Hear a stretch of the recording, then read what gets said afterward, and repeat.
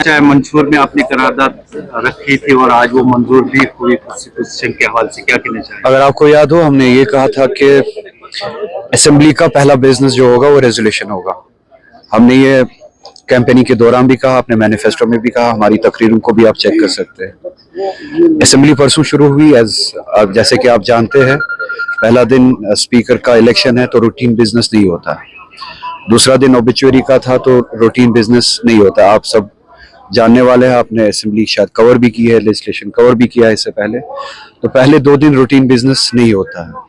आज पहला दिन था रूटीन बिजनेस का, और नेशनल कॉन्फ्रेंस ने जैसे वादा दिया था कि जो भी पहला बिजनेस होगा इस असेंबली का वो रेजोल्यूशन होगा।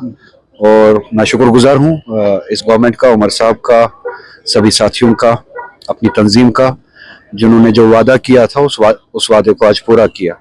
तो ये यहाँ पे बात ख़त्म नहीं होती है। ये एक ऐसी जदोजहद है, जैसा कि मैंने इलेक्शन कैंपेन के दौरान भी कहा, उस जदोजहद का ये दरवाज़ा है, ये रास्ता है। आज वो रास्ता खोला गया। मैंने पार्लियामेंट में अपनी कैपेसिटी में, हम्बल कैपेसिटी में कोशिश की। असेंबली के ज़रिए वही बात पहुंचानी भी बहुत ज़रूरी थी। तो पार्लियामेंट में जो बात हमने की, आज असेंबली के ज़रिए जो बात पहुंची, तो ये कंबाइन होके रियासत की कंसोलिडेटेड एफर्ट से या मुहकम तरीके से जो बात पहुंचनी चाहिए थी वो आज मुकम्मल हुई। तो अब ये जद्दोजहद हमें आगे लेके जाना है। बीजेपी 2 इल्जाम लगा रही है। एक तो वो कह रही है कि जानिबदार रहे स्पीकर इस पूरे मामले में। दूसरा ये कहा कि उनका ये मानना है कि जम्मू का मैंडेट नहीं मिला है, जम्मू की आवाज इसमें नहीं। पॉइंट रियासत की मेजॉरिटी का मैंडेट है, बीजेपी जम्मू नहीं है। जम्मू के बहुत सारे रीजन्स के बहुत सारे मेंबर्स जो है वो नॉन बीजेपी मेंबर्स हैं। इसी तरह से कश्मीर से भी जो मेंबर्स चुन के आए हैं वो भी जम्मू कश्मीर को रिप्रेजेंट करते हैं। तो मेजॉरिटी जो है वो इस रेजोल्यूशन के हक में है, इस सेंटिमेंट के हक में है। आज आपको पता है स्पीकर्स के काम करने के तरीके पे बीजेपी हमें दर्श ना दे तो अच्छा ही रहेगा। पार्लियामेंट में आपको पता है कि स्पीकर कैसे बिहेव करता है। न सिर्फ उनका बिहेवियर बायस्ड होता है, बल्कि कभी कभार आप देखते हैं कि वो एथिक्स से भी बाहर जाते हैं, अखलाक से भी बाहर जाते हैं।